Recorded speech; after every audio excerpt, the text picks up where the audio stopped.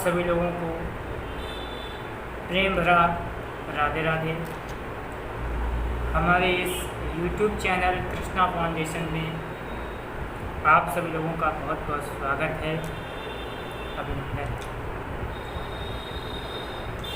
कुछ लोगों का ये कहना है कि जो ऑनलाइन प्रतियोगिता होती है उसके क्या नियम हैं, क्या शर्तें हैं, तो उन्हीं सब नियमों को, शर्तों को मैं समझाने के लिए, आप लोगों को बताने के लिए आया। सबसे पहली बात होती है, कोई भी कंपटीशन है, आप उसमें प्रतिभाग करते हैं तो आपको वहाँ से आपको धनराशि देनी पड़ती है कि मैं इस कंपटीशन में इन्वॉल्व होना चाहता हूँ, इसकी क्या धनराशि है, इसके क्या फ़ायदे। लेकिन यहाँ से हमारे चैनल के माध्यम से आप जो भी कंपटीशन में बैठ रहे हैं, इस कंपटीशन में आपको किसी भी प्रकार की कोई भी फीस नहीं देनी है, निःशुल्क आवेदन है। बस हमारी इस प्रतियोगिता के कुछ नियम हैं, जिसमें पहला नियम है कि आपको बहुत अच्छे से ये नियम को समझिएगा। अब इसी नियम को बताने के लिए आज आप सबके सम्मुख आए हैं और कुछ विशेष चर्चा भी हम आप सब लोगों से करेंगे। पहला ये नियम है कि आपको सबसे पहले स्वतः अपना रजिस्ट्रेशन करवाना है, उसके बाद आपको 3 रजिस्ट्रेशन और करवाने हैं। उसके बाद आपको सबसे पहले उत्तर देना है। आप उत्तर देते हैं तो आपको यहाँ से धनराशि प्राप्त होती है। पहले 7 बार विजय होने पर 5 रुपये की धनराशि, फिर 7 बार विजय होने पर 7 रुपये की धनराशि, फिर 7 बार विजय होने पर 9 रुपये की धनराशि। आप जब भी अपनी धनराशि प्राप्त करेंगे, उसका समय निर्धारित किया गया है। समय निर्धारित किया गया है दोपहर के 12 बजे से लेकर के 1 बजे के बीच। आप मुझे व्हाट्सएप पर ये सूचना अवगत कराएं कि आज की प्रतियोगिता में हम विजय बने हैं और हमें धनराशि दी जाए। आप अपनी धनराशि फ़ोनपे के माध्यम से, गूगल पे के माध्यम से, पेटीएम के माध्यम से और अकाउंट के माध्यम से ले सकते हैं। यदि आपके पास खाता नहीं है या यह सुविधा नहीं है तो आप किसी से भी यह सुविधा शेयर कर सकते हैं, ले सकते हैं। इसके साथ साथ आप मैं थोड़ा सा उदाहरण देना चाहता हूँ। यदि आप प्रतियोगिता भाग 1 में विजय होते हैं और प्रतियोगिता भाग 2 में जब आप बैठेंगे तो आप आंसर देने के बाद, आंसर आपको देना है अपने रजिस्ट्रेशन नंबर, जैसे आपका रजिस्ट्रेशन नंबर 16 है, 17 है, 18 है, जो भी है, आपको आर लिखना है, संख्या डालनी है, आंसर देना है और साथ ही साथ आपको ये भी लिख देना है अगर आपने पिछले बार प्राप्त करी है धनराशि। आप धनराशि भले ही मत लिखें कि आपने 5 रुपये प्राप्त करी, 7 रुपये प्राप्त करी, 8 रुपये प्राप्त करी। आप धनराशि भले ही ना लिखें, परंतु आप ये जरूर लिखें कि मैंने पिछले एपिसोड में विजय बनने पर ये धनराशि प्राप्त करी है या ये धनराशि मुझे मिली है।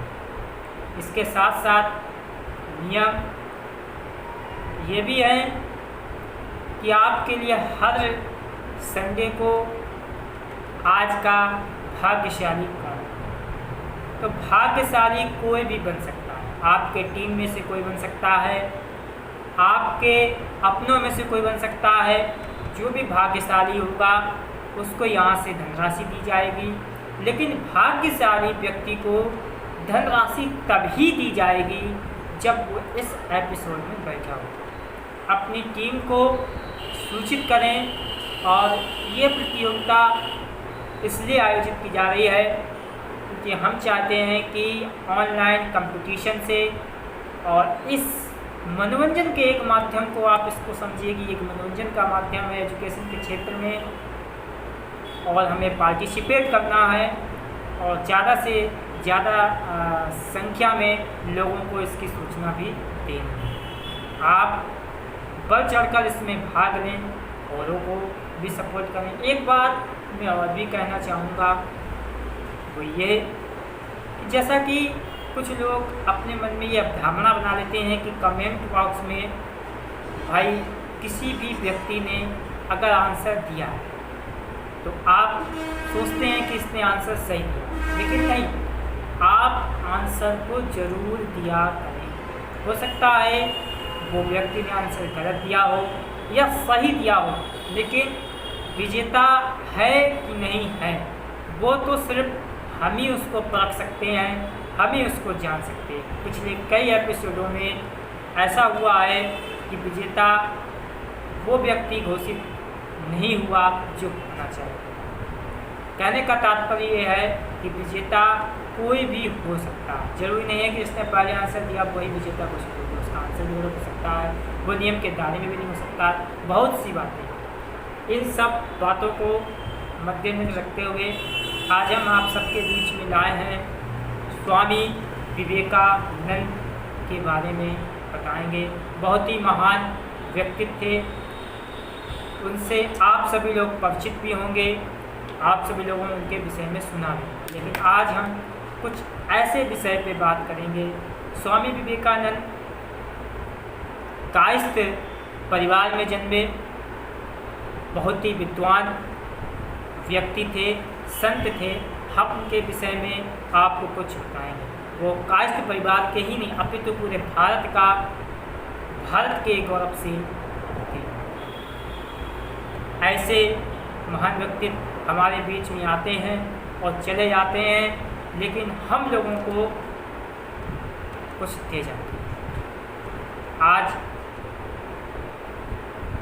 हम आपको ये बताना चाहेंगे कि हमें अपने पूर्वजों से, संतों से कुछ प्रेरणा लेनी चाहिए।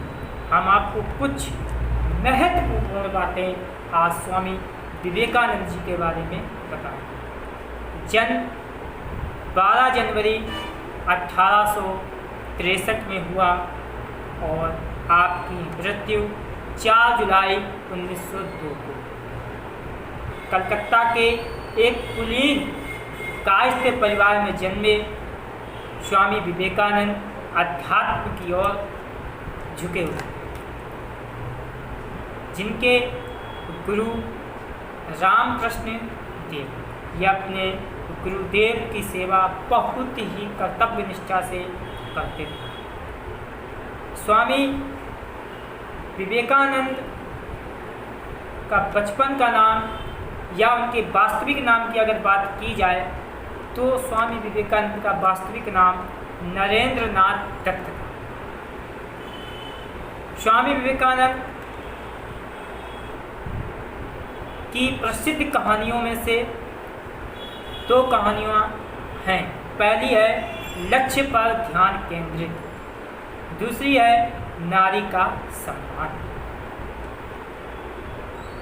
जैसा कि हमने आपको बताया कि स्वामी विवेकानंद के गुरु रामकृष्ण परमहंस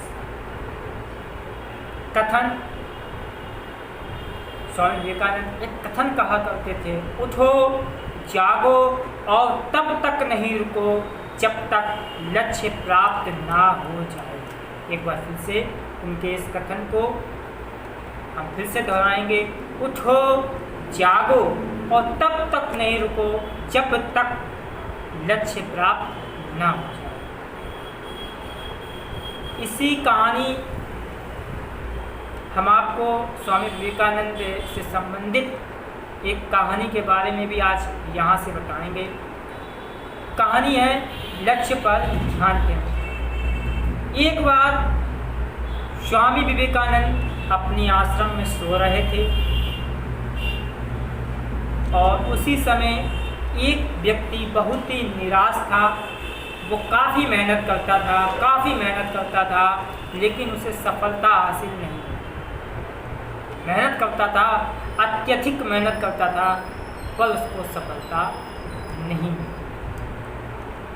वो भागा स्वामी विवेकानंद जी के पास गया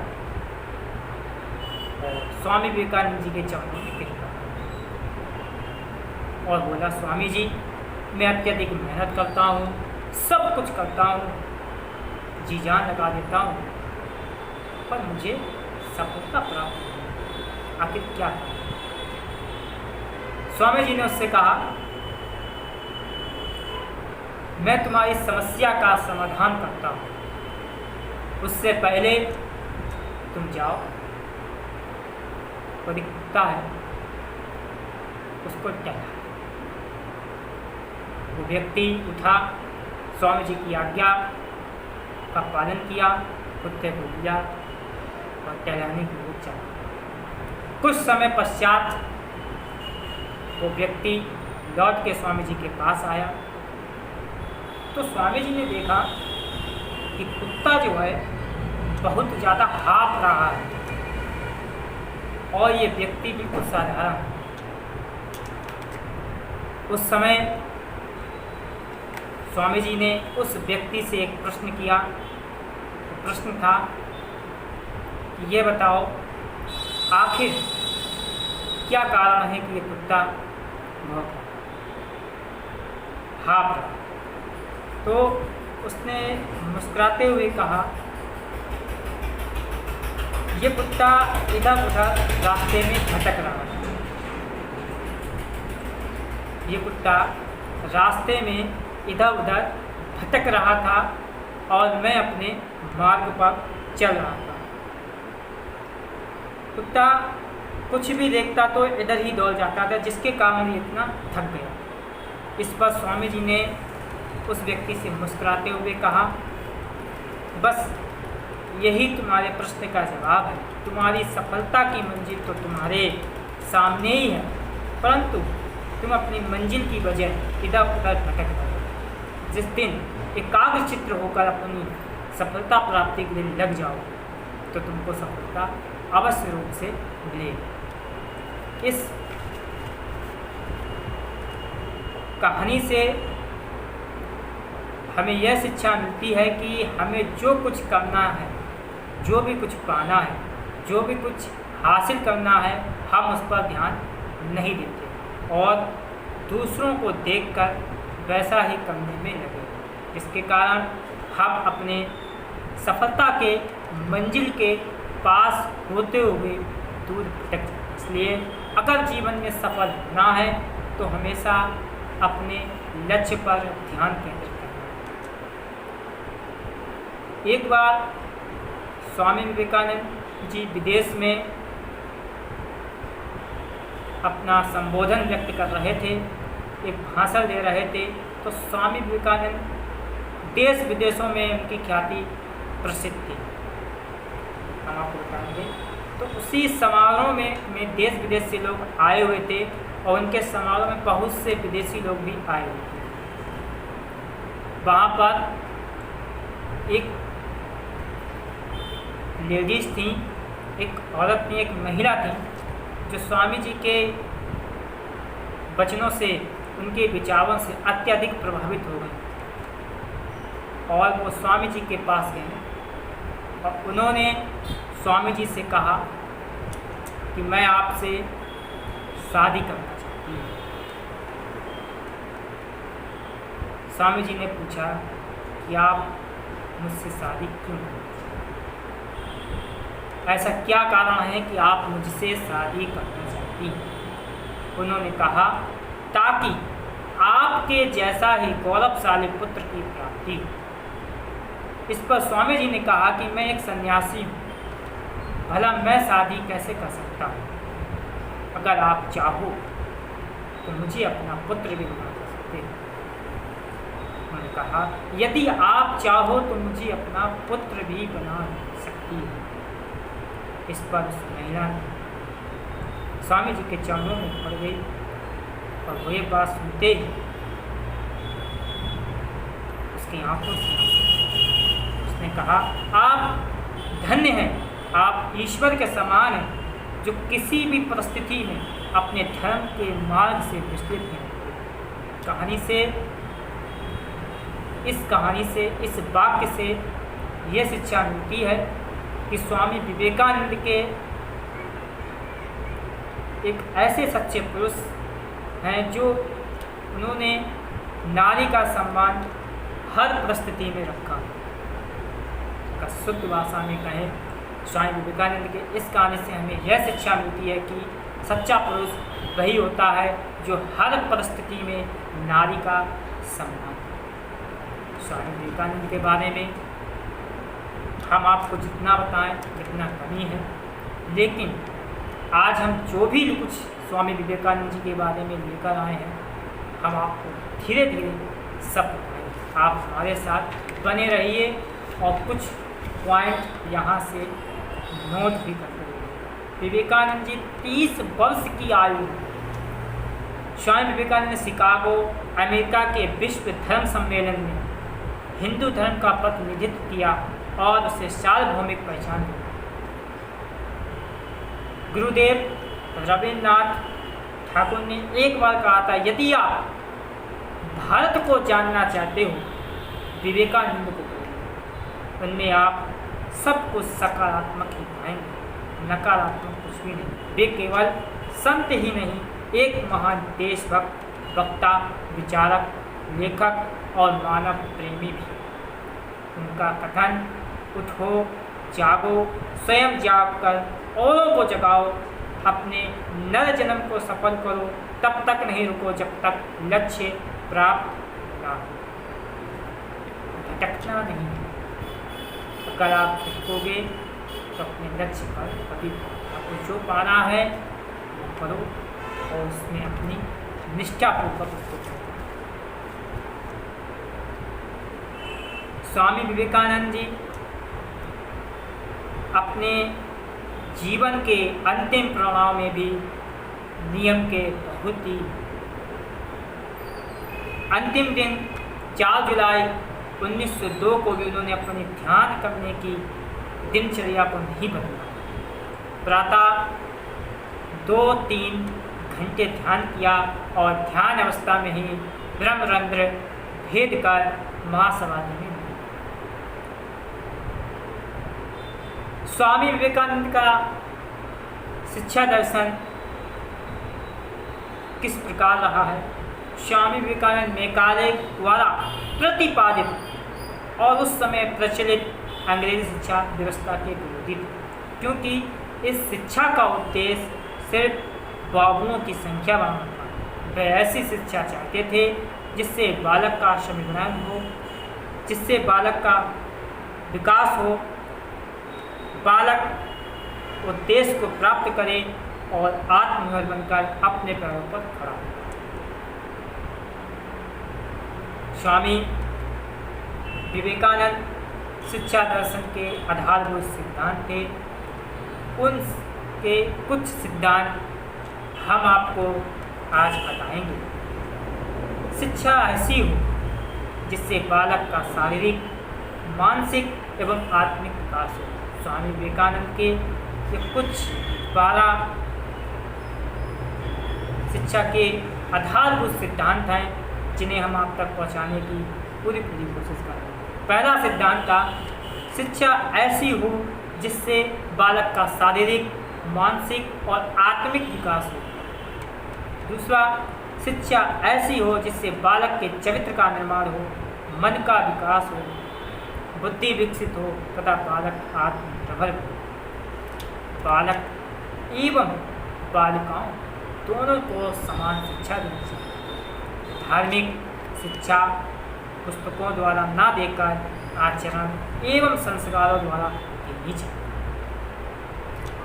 पाठ्यक्रम में लौकिक एवं पारलौकिक दोनों प्रकार के विषयों को स्थान देना चाहिए। शिक्षा गुरु गृह में प्राप्त की जाती है। शिक्षक एवं छात्र का संबंध अधिक से अधिक निकट हो। सर्वसाधारण में शिक्षा का प्रचार एवं प्रसार किया जाना चाहिए।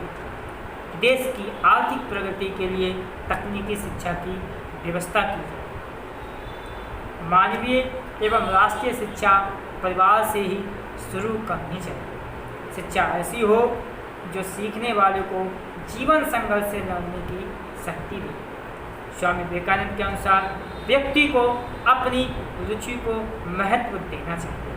मैं भी यही बात कहा करता हूँ, जिस व्यक्ति की जो भी रुचि है, जिस क्षेत्र में वो जाना चाहता है, उसमें उसको पूरा सपोर्ट माता पिता परिवारजनों के माध्यम से मिलना चाहिए, जिससे आप ये चुनिए कि एक मैं छोटी सी बात कहूँगा, आप वही कार्य बहुत अच्छे से कर सकते हैं जिसमें आपकी रुचि है। उसी बिजनेस को, उसी व्यापार को, उसी नौकरी को आप अच्छे से कर सकते हैं जिसमें आपकी रुचि है। वहीं से धन अच्छी तरीके से प्राप्त किया जा सकता है जहाँ आपकी रुचि होगी। जहाँ आपकी रुचि होगी वहाँ आपको सफलता मिलेगी, और जहाँ आपकी रुचि होगी वहाँ आपको सफलता मिलेगी।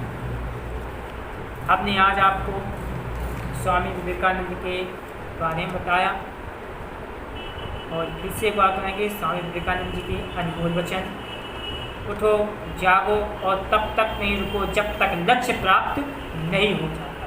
एक समय में एक काम करो और ऐसा करते समय अपनी पूरी आत्मा उसमें डाल दो और बाकी सब कुछ भूल दो। पहले हर अच्छी बात का मजाक बनता है, फिर विरोध होता है और फिर उसे स्वीकार कर लिया जाता है। एक अच्छे चरित्र का निर्माण हजारों बार ठोकर खाने के बाद ही होता है। स्वामी विवेकानंद जी को हम आप सब लोग मिलकर सत नमन करते हैं। ऐसे स्वामी, ऐसे संत हम लोगों के बीच में आते हैं, प्रेरणा बनते हैं कायस्थ समाज के, कायस्थ परिवार के और हमारे भारत के गौरव से विभूति स्वामी विवेकानंद जी को पुनः एक बार सत प्रणाम हम उनसे प्रेरणा रहें। और मैं चाहता हूँ कि जो भी हमारी इस वीडियो को सुन रहे हैं, देख रहे हैं, वो एक बार स्वामी विवेकानंद जी के बारे में अवश्य रूप से पढ़ें और इस वीडियो को अधिक से अधिक शेयर करें। तो आज का जो प्रश्न है उस प्रश्न के पास चलते हैं, निकट चलते हैं, और वो प्रश्न क्या है? आज का प्रश्न है अयोध्या विवाद का फैसला कुल कितनी जमीन का था? आज का जो क्वेश्चन है, अयोध्या विवाद का फैसला कुल कितनी जमीन का था। इसी के साथ साथ आप सभी लोगों को प्रेम राधे राधे। हम फिर मिलेंगे एक नए विभूति के साथ, चाहे वो मुंशी प्रेमचंद जी हो, सूरदास हो, कोई भी हो, उनसे हमारे पूर्वजों से हमें एक प्रेरणा मिलती है और फिर एक शख्स के साथ लेंगे, एक महान विभूति के साथ लेंगे, उनके व्यक्तित्व के बारे में, उनके जीवन के बारे में आने को चर्चाएँ करेंगे। यदि आप हमारे माध्यम से किसी भी महान विभूति को, हमारे भारत के गौरव से प्राणी के बारे में जानना चाहते हैं, व्यक्ति के बारे में जानना चाहते हैं, तो मुझे कमेंट बॉक्स में अवश्य रूप से लिखें। आपको फिर एक बार पुनः राधे।